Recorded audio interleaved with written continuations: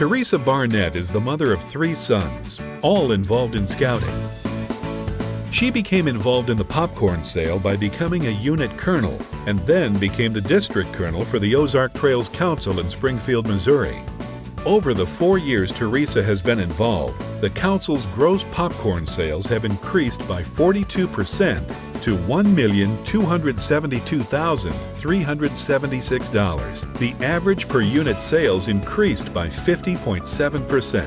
And more importantly, she has distinguished herself through her passion for helping scouts and scouting.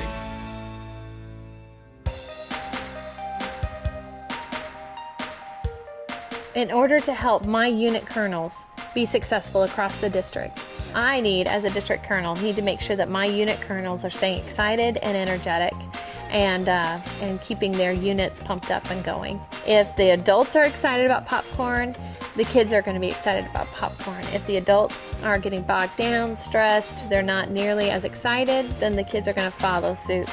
However the leadership goes, so goes the organization.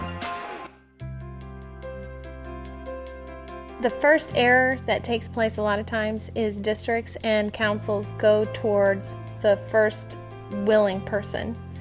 And I think instead of waiting for that willing person, I think that councils and districts need to be engaged enough with their units to go towards the person or the units that are successful. Find out who in that unit is driving that sale, who in that unit is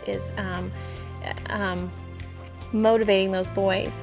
It could be 2 or 3 people. It might not just be one person. If you begin to look there and then you start grooming those people and trying to shape them and help them, give them the tools that they need, listen to them, find out what it is that they're wanting, what do they want out of popcorn, what can you facilitate. At the council level, I think one of the main things that you can do to reward those district colonels that put forth a huge investment in time is to give them perks as far as help them with cost of their kids going to summer camp, or some kind of benefit that only the council can give. You want to keep those people that are doing good, and you want to try to encourage them to continue to do better. The value that the council gets from listening to their district colonels, and which are listening to their unit colonels, is that you open lines of communication. You empower those district colonels to actually feel more confident that they're there to do a job and that they're good at their job, which then in turn empower their unit colonels. And that's so important, to feel like you're part of something and you're a team. And so when you open those lines of communication, there's active listening taking part on both sides. Then what happens is the program overall erupts and it gets really huge and wonderful and big. First off, for us, the Trails End popcorn sale benefits our whole council as well as our district. Our camps are helped to be funded through it, all the way down to the local level. So that's a huge plus for me. The other thing is that 70% comes back to local scouts. There's not a fundraiser that can really trumpet that. There's a folder that they put together for the unit colonel. In there is usually promotion guides for the prize items. There's usually a booklet that helps to define how to do a kickoff, how to run your sale, how to plan a budget. That's one of the things that Trails End provides, is that sheet that breaks down how much it costs to run their program per month, how much do we need total. One of the things that I find most advantageous is the posters that they give. We use those posters at our booth sales, and we just usually tape them to the back of cardboard and tape them to the front of our table, and that gives us some validity to what we're doing instead of just an empty table.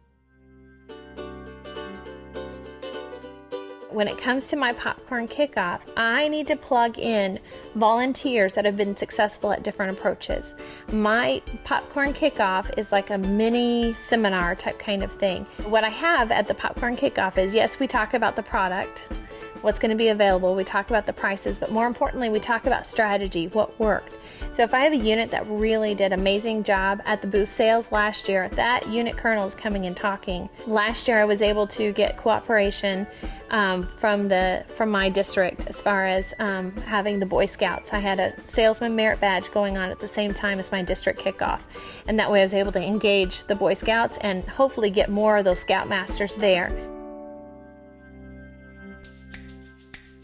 I'm a communications crazy person, and so I send out all kinds of emails constantly. If I don't hear back from email, if I haven't heard back from a unit colonel, then I call that person and I'm finding out what's going on.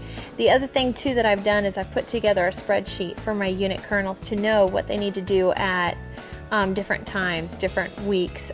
What are we trying to do? The first week, what we're trying to do is we're trying to just be as visible as we possibly can, hit every single store that we can to do booth sales and to be very visible.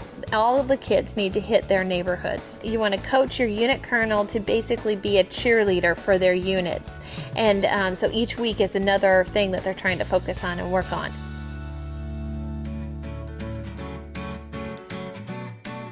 If you want your Eagle Scout percentage to go up, then you've got to work more, not on just the fundraising part of popcorn, but you've got to work more on the education part of popcorn, of teaching and training, and using popcorn not as a fundraiser, but as a tool to facilitate growth and goal setting and equal successful Scouts that grow into being successful leaders in our nation and around our world. The ramifications of teaching kids early on how to be great, awesome leaders is out of this world. We can't even try to measure that. If a 6-year-old learns how to be the leader and he continues to grow, to communicate and to give speeches and to talk well and effectively, there's no telling what that boy will or will not do as an adult. There's no limits put on that child. Got all emotional and everything.